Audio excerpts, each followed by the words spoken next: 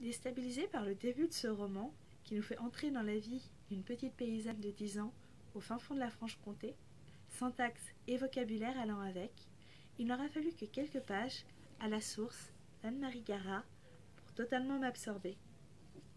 Les histoires contées par Lottie, notre petite paysanne âgée maintenant de 90 ans, vous plongent dans la campagne française du XXe siècle.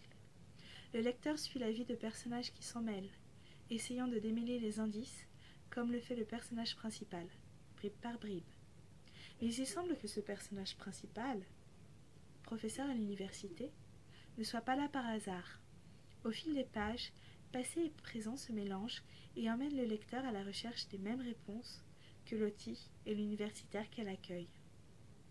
Ce roman vous fait voyager à travers le temps et l'espace, le lecteur traquant le moindre indice, suivant les voyages de notre héroïne, d'abord au Mauduit, village campagnard de Lottie, puis à travers toute la France.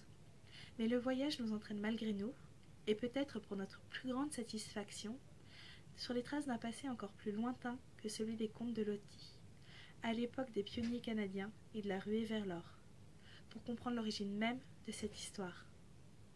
Si les personnages sont à la recherche de réponses pour comprendre leur passé, il semble que cette quête soit plus profonde que cela.